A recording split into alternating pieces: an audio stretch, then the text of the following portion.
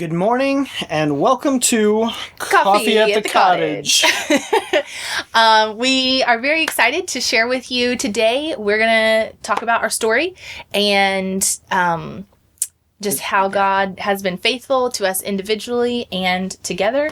And we're excited about it. So it's very special. I just want to say real quick, our stories, your story, it's very powerful. It can encourage someone. It can inspire someone. Yeah. And so don't be afraid to share your story. Absolutely. What God's done in your life, how God's brought you through different things. Hopefully our story will be inspiring. And don't be afraid to share yours too. Yeah. So. Yeah. Ooh, maybe we should do like this week through the time on Instagram or Facebook or whatever you're watching this through. Yes. Maybe share... Share some of your stories. Share some of your stories. That's a Make good a little idea. Video or just comment like top 3 things of how God's been faithful to you or something like that. Share your story. Yeah. The theme of the week. We can make a hashtag. Share your story. Hashtag share your story. That's a good idea. Yeah. Okay, so anyway, we'll start from the beginning, I guess. Yes. So in the year 1990. Ryan Miller was born. And then 2 years later, Jenny Miller. Kirtley. Well, wasn't Miller then. So anyway, I was raised in church. Ryan was not. I mean, he was raised in a Christian home, but it wasn't like it wasn't every a super deep church-going Christian home, but there were some principles of Christianity there. Yeah. And so, so for me, I was at church every Sunday. I went to a Christian school and... Yeah, there's night and day difference. Yeah. I basically, I was living a Christian life. You know what I mean? Like, everything was Christian. Yeah. I didn't know anything else, is what I'm trying to say. And in 2nd grade, I went to a production, and in the play, it made me realize that Christianity, salvation, is more than just you're going to church and being a good kid. Like, I understood that I needed a savior, and that was the only thing that was going to allow me to be with God. And so in 2nd grade, young age, I was like, yes, I'll be down at the altar call. Pray for me. You know what I mean? Yeah.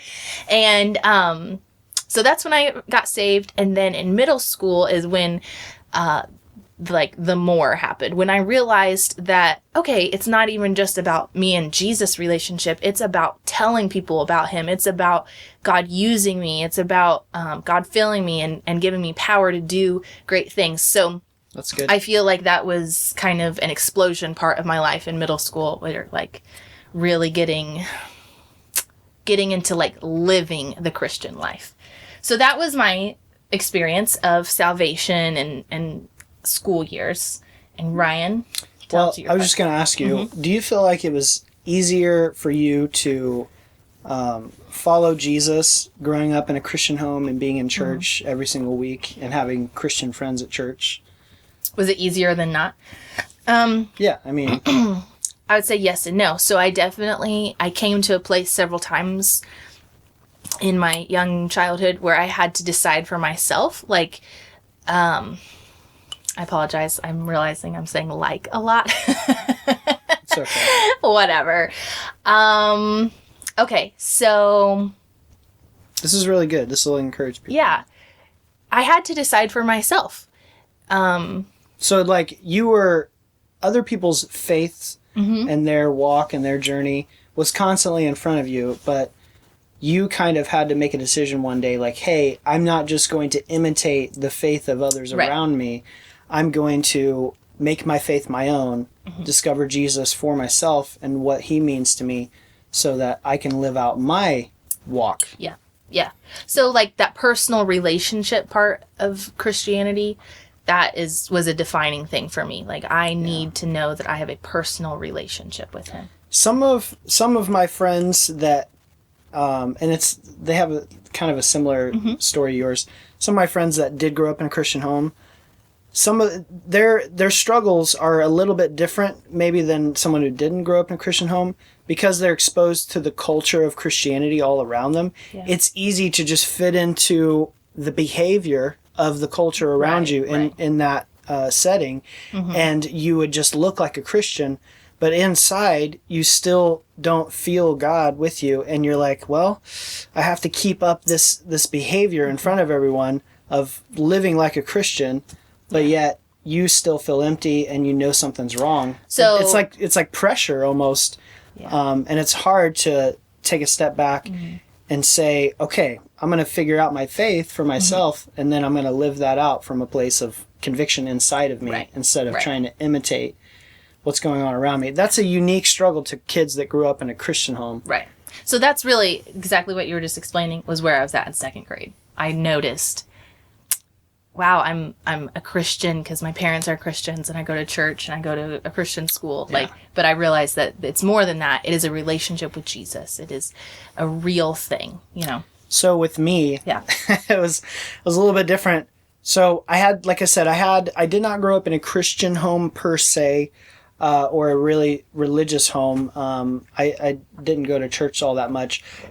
Excuse me. There were some Christian principles and some belief in Jesus in a general sense. But I would live my life thinking I'm a Christian, saying I'm a Christian, but I never read my Bible or went to church. And Christian people that did do that, probably like you, I thought, oh, those people are weird. They're too religious. They're too into this whole thing. And so what happened with me, I was 18. I was in high school as a senior. I ran into a group of guys that were cool. And so I wanted to be around them because they were cool and they cared about me. They took an interest in my life. And that was something different than I had experienced at other churches or other Christian circles. These people, not only were they cool, so I wanted to actually hang out with them, but they cared about me. And I felt it. They were authentic. They were real. And so I started hanging out with them, going to small group, going to church, and I began to feel God tugging at my heart, pulling on me to give him my life. And there came a point after several months of hanging out with these guys and seeing Jesus in them that I decided to give Jesus my heart, surrender to him, repent of my sins, just give him my life and begin to live for him now. Yeah.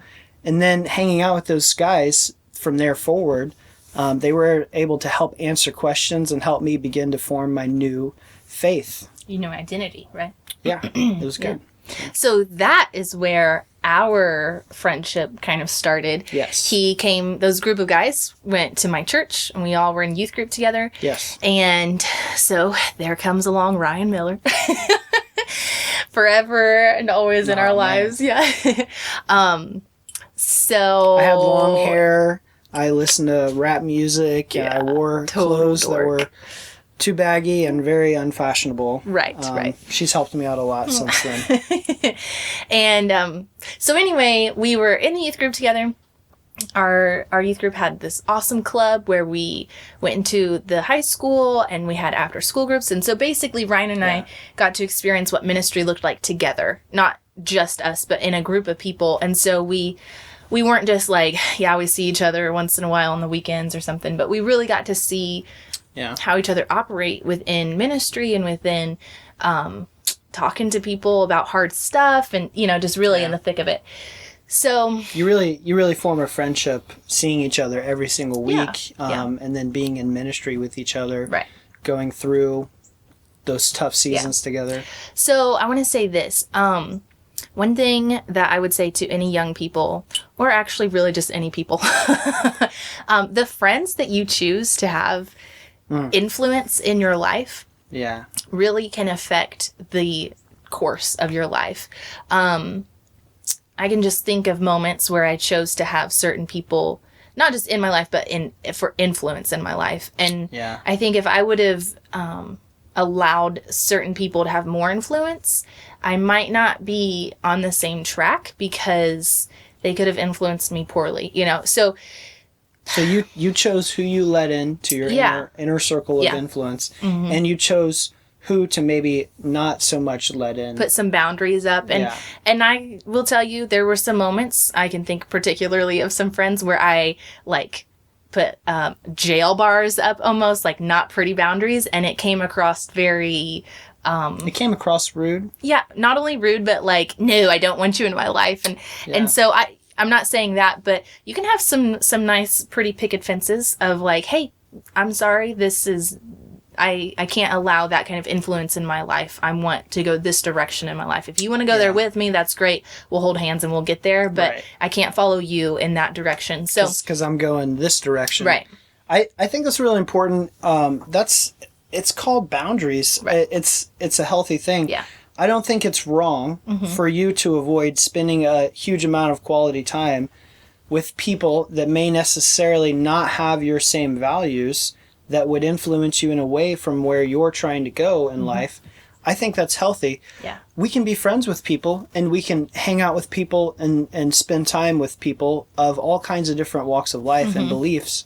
But it's wise to spend your time with primarily and allow people to influence you primarily who share your values and share the same direction and purpose in life, so that they can help you go there. Because if someone's going the complete opposite direction and they capture a lot of your attention and a lot of your time and a lot of your heart and focus, they will pull you in that direction. Now that may be good, that may be bad, but you have to decide the company that you're primarily going to keep around you and that you're going to allow into your life to influence you.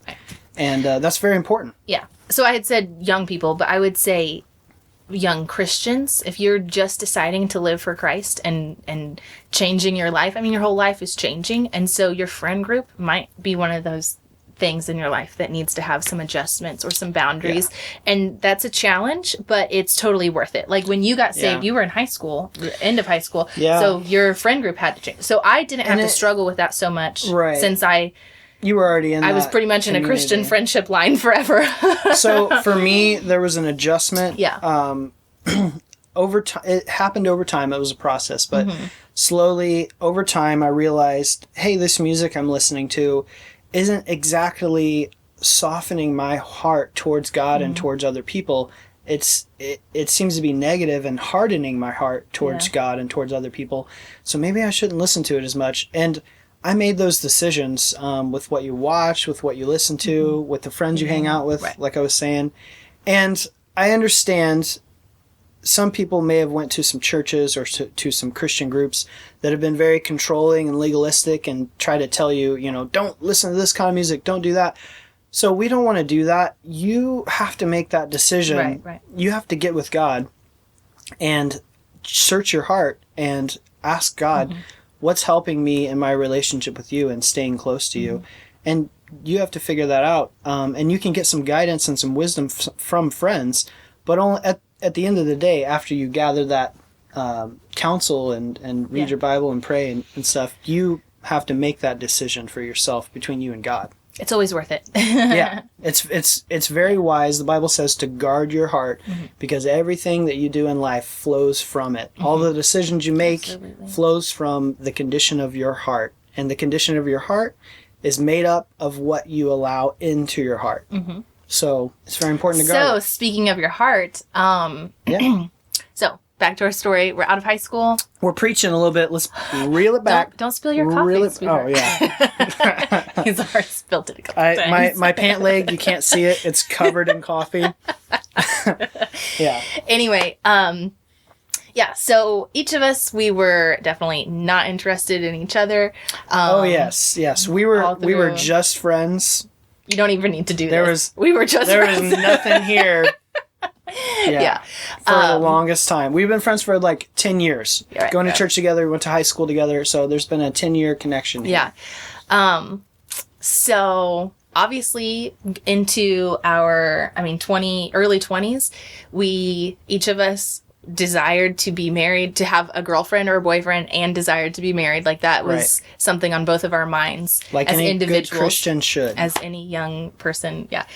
And so each of us had our own little coffee dates and whatever, and as friends we would talk like, hey, what do you think of this guy, what do you think of this girl, like, sure, that's fine, whatever, we just kind of helped each other out. We were good friends. And But then, this is my favorite part about our story.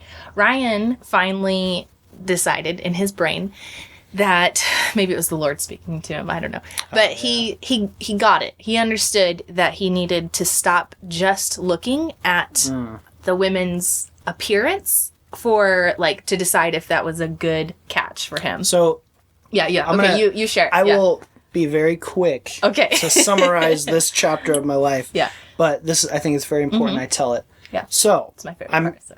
We go back, you rewind the clock 2 years. Right now it's 2018, so 2016. I was 26, right?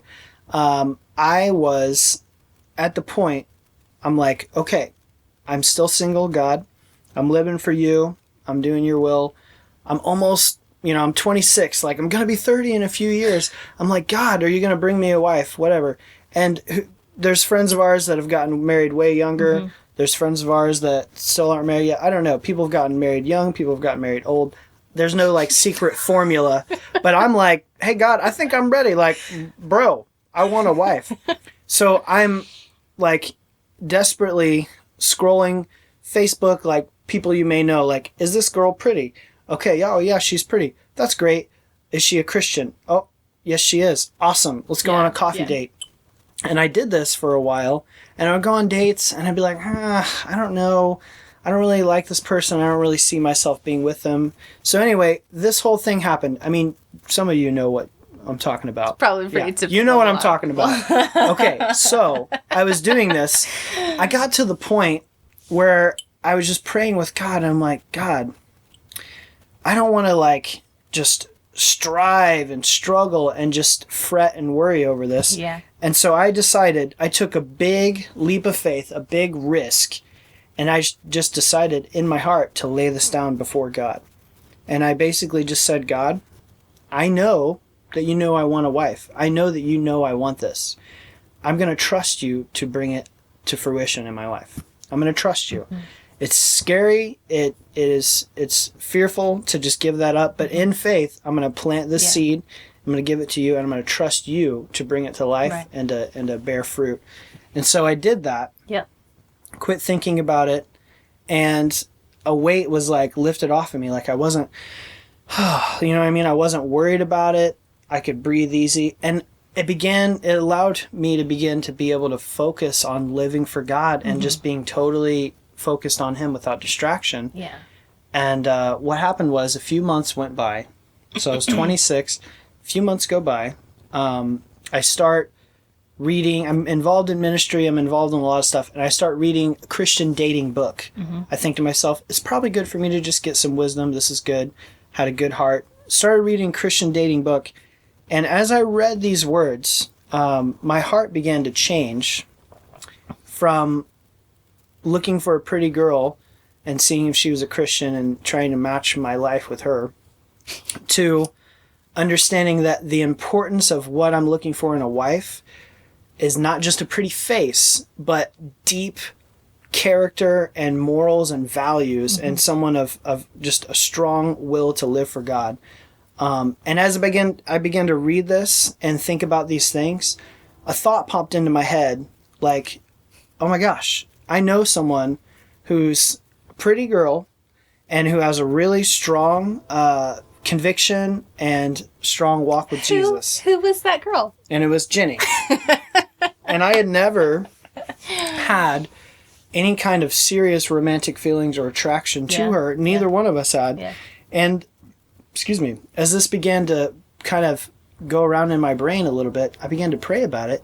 And I felt like I should pursue Jenny, because when my heart changed, when I read those the books from those Christian authors, my heart began to change. I began to see what I really should be looking for in a woman. So I prayed. I said, God, is this a good thing to pursue? She seems to meet what a godly woman should be that I should be pursuing. And so I began to pursue her, and I felt God solidify that in my heart and make it even stronger and more confirmed, whatever you want to say. Yeah. And so I began to hang out more intentionally with her. And what did you do? I shut it down. It was a straight up no all the time. I mean, Can you imagine a knife in the heart? Like, it really, honestly, it became a joke in our friend group. Like, we'd be, hanging out at somebody's house and Ryan would pull up and we'd be like, oh, Ryan's here. Guess what he's going to do? He's going to ask Jenny out to coffee. Like, it was great. So, well, look at us now. Look at us now. Married. Coffee all the time. Having coffee in the cottage. Yeah. Hey. Yeah, thank you, Lord. So anyway, and the reasons I was saying no, not because he wasn't a good guy, but just because all I could see him as was this silly, goofy kid. And since I'd known him for so long, and so I couldn't see, like, the really awesome qualities about him because I could only see this nerdy high school kid. That's like who he was. Which I was. Yeah. So anyway, for 2 years he pursued me. Yes. And so earlier when you said 2016, I think maybe that was incorrectly. Maybe it was a little earlier. Maybe it was because he pursued me for 2 years. So 15 to like, I don't know. Maybe it was a little earlier. So anyway, I don't know. It all blurs together. It was a tough time. Okay, it was a tough season. So finally, she kept saying no. Yeah. And what I did, I would be like, okay, and I would go in my prayer closet and I would go to God and I would say, is this something you want me to keep doing? Because I keep getting hurt. Mm-hmm. You want me to keep going out there and getting the knife stuck in my heart here? Right. But I felt peace about it, and I felt like I should continue to just do what I'm doing. And the important thing here was I felt a peace about it, and I felt like I should continue to be her friend. Mm-hmm. And even though she was shutting this down, we were friends, and she appreciated me, and I appreciated her. And so I felt peace about continuing to pursue her gently and to be her friend and to just be good to her. He was really like the best sweet. friend. He was aware of, different things in my life. So he would, he always brought me coffee on Sunday morning. I did then bring you coffee. He would make sure I had bought you food coffee at different times, different events. And he took good care of me, like a good friend. Really like what a husband would do, really. And you were like, "Oh, thanks. You're so cute." What a good friend. Anyway, finally he broke me down around Christmas time. He wrote me a really nice card, and I was at home watching the Hallmark Channel with my mom. Yeah. Dangerous. Don't do that, ladies. Anyway, so finally I was like, there were a few things that led up, and then I was like, you know what? I think I like him. I think I might give him a chance. And so I talked to get some counsel in your life, okay? I talked to a few of my girlfriends. I talked to my mom. I talked to my brother because they all knew him. And I was like, okay, what do you think of this guy? What do you think of us together? Where do you think that could go? All that sort of thing. And so I made that decision, and then the day after Christmas, 2016. Yeah. So maybe it was summer 15. Yeah. So it was like a year and a half later. Anyway, maybe the time frame. Go on. Yeah. Sorry. Yeah. The day after Christmas, 2016. Yeah. She calls me. Here it is. You ready? She's like, "Hey, want to hang out?" And I'm like, what? So it's a yes then to everything I've been asking you the last 2 years. Yeah. Anyway, we went and we hung out. Yeah. I think we went to the park or something. We got some it was food. December. Oh. I think we went to your house and watched a movie or something. We watched a movie, yeah. It was great. And so that began now. We basically confirmed that we were interested in each other, and that began a dating relationship. Yeah. And because we both were feeling like we were led of the Lord, let me tell you how well this went. And we still had to work at it. Like, you're still a participating party. God can lead you to a path, but you still have to walk down it and not stumble into the ditch. You still have to walk it. So we started dating December 26, 2016. 5 months later, we got engaged. 3 months after that, we got married. So started dating December, got engaged in May, married by August. Yeah. We just knew. Yeah. We were friends for years. We just knew it. Our short dating period was like deciding if we were really a good match. Deciding to be sure. Married. It was like, okay, let's make sure. Yeah. Yeah. So, and I just want to say this real quick. Guys, or anyone, but especially guys, don't do what I did of pursuing someone that is your friend that only thinks of you a friend over and over and having them shut you down. Don't do that unless you feel like you're supposed to from God. The only reason why I kept putting myself out there to get hurt was because I felt God leading me, and we were friends, and I trusted my friend to still be there for me, and I for her.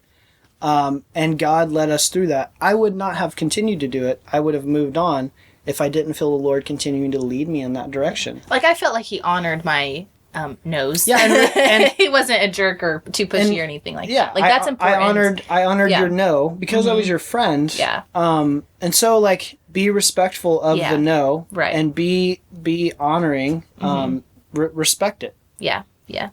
Yeah. He just really continued to be a really good friend. Right? Yeah, absolutely. I would give that advice too. Be a friend.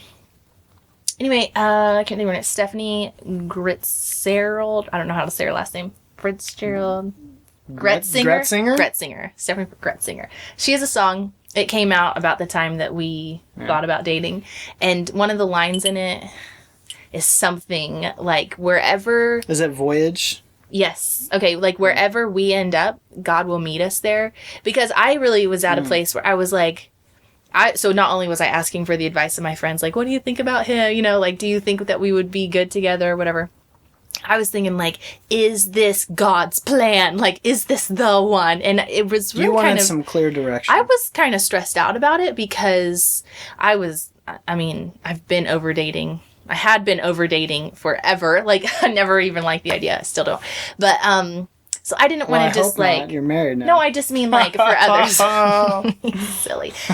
I hate dating. I hate the concept of dating. But the idea of dating, yeah. Yes. Anyway, I just wanted some clarity from God. Not like this is the man you're to marry, but, like, I needed an okay that wherever I ended up, that he was going to meet me there. So a line in one of her songs, it says that. It's like, wherever this boat ends up, I know that, you know, God is going to anchor me. He's going to take care of me. That's good. I'm going to be okay. And I think that's because you're on God's boat. So true. Like, anything, job, moving somewhere, schools you go to. I know, like, a lot of people have to decide about college and different things. Like, when we are chasing after God, He'll lead us in the right direction. He will lead us. And if we, you know, choose to go, if we are unsure and we make the wrong decision accidentally or whatever, it's going to be okay. Like, God is faithful. Yeah.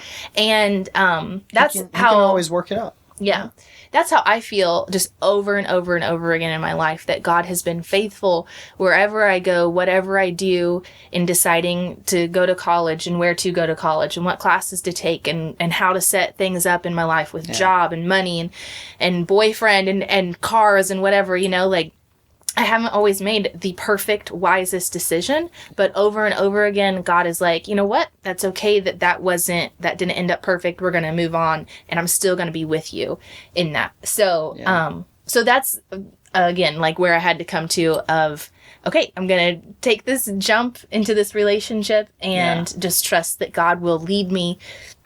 And then if this isn't of him or if this isn't good, like, I will have enough wisdom to know, you know, whatever. Yeah. So, anyway... I think it took us, like, a month to fall in love. So, we went on, like, 4 dates. December 20... I fell in love with him before we started dating. Oh.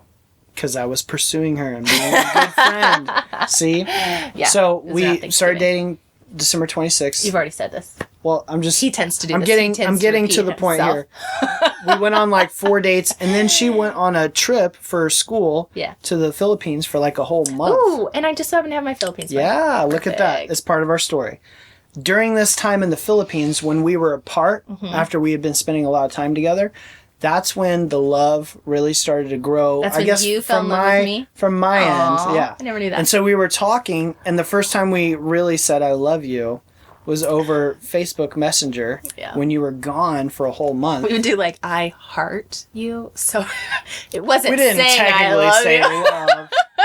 Because that couldn't happen over a text message. Yeah. But, like, 1 month, right? Yeah. We just, we're head over heels. So, anyway, so we got married. And now we've been married for a year. We just celebrated our 1-year anniversary a couple weeks ago. A month ago. Yeah, roughly. Yeah. And so here we are. Yeah. So overall, in my 26, how old am I? Oh my gosh. You're born 92. You're 26. Okay. My 26 years of life. God has been faithful and in so many different ways. I mean, it would take, this is a scripture. Apostle Paul, he says that if you were to take all the things that God has done, all the promises, all the faithful things that God has done, there's not enough libraries in the world to hold the books that it would take to do that. And so that's how I feel about my life. That was, so in the Gospel of John, no, it's okay. Okay. In the Gospel of John, okay. At the end of the Gospel of John, I love you so much. This is... Okay, who said I love you. So John says it. We compliment each other. It's really great. At the end of the book of John, he says, writing about Jesus, he says all the things that Jesus did, blah, blah, blah, the apostles went out and blah, blah, blah. So in summarizing Jesus' life and ministry, it says he did many other things. And if we were to document all the things that Jesus did his whole life, there would not be enough books in the world to cover that. Same concept. And that can be, and I, just to tie the knot on this package, that can be the same for your life. Right. You can have so many testimonies and so many things you went through, like you wouldn't have enough pages in a book to be able to write all that down. So whether you were raised in church, not raised in church, raised in a completely drug addicted, abusive home, whether you were raised by the Pope himself, I mean, whatever kind of background you have, it's never too much or too little for God to give you a story, and a powerful one. Yes. I know one of the things, kind of going back a little bit, but one of the things I struggled with was being the Christian kid is that I never did drugs. I never smoked a cigarette. I've never had alcohol, like all that kind of stuff. And at, in high school, I remember thinking like, oh, well, I don't even have a testimony. I don't even have something to share because God didn't deliver me from any real bad thing. But I finally got the revelation that, yes, actually, God delivered me from all of those things so that I didn't have to experience them. And he just had, I don't know, more grace for me, or I don't know how to put it in the best way. But I am so thankful for my testimony and for where God has brought me in my life. And let me tell you, even though I didn't struggle with drugs, I struggled with a lot of other things, okay? Pride, selfish ambition, me too. Lying, like... And I didn't necessarily have, like, a horrible life in terms of, like, drugs or this or that or the other. But when I see the hurt and the pain in the world, I am very thankful. Like, God, thank you for protecting me from some of those things. Right. And that makes me, when I see some of the things that people go through that I have been so blessed and grateful to not have to go through, it makes me want to, be careful to stay close to God all the more. Yeah. I think it makes me really appreciate the mercy on my life. So, so we just really want to encourage you that God loves you. Wherever you're at, whatever the situation is, God can come in and make it better. He's powerful, and there's nothing too big or too small for him to handle or whatever. All it takes is us to surrender to him, and then go confidently with what God has done for you and share that. You never know what can encourage somebody or what somebody else is feeling so lonely in, and then you sharing your struggle or whatever can really encourage them and give them hope. Yeah, your victory that God brought you through can be the encouragement that someone else needs to hear to bring them through what they're facing. Right. So I think that's awesome. It's really important. So there's our story. We really, really hope you guys are encouraged by that. Yeah. And we love you. Yeah. If you want, like it, share it, comment. Share your story. I'm serious. Share your story. Would be so fun. You can share ours, but share yours too. Absolutely. Either comment on like where you're watching this video or like post a new post. I don't know anything about anything technology, so you can post a post and tag us in it, or you can whatever you want to do. Put the hashtag. Share your story. We're going to say this. Hashtag share your story. Make a new post. Tag us in it. Okay, tag us in it and put hashtag share your story. And you could do a video. You could do a picture. You could write something, whatever you want to do. Do it on That'd be so Facebook fun. or Instagram, either one. Hashtag share your story and tag us in the description. We'll put it on there. Okay? Okay, awesome. Thanks. Oh, wait, let's do a little, Oh, okay. bye, guys. We'll see you later.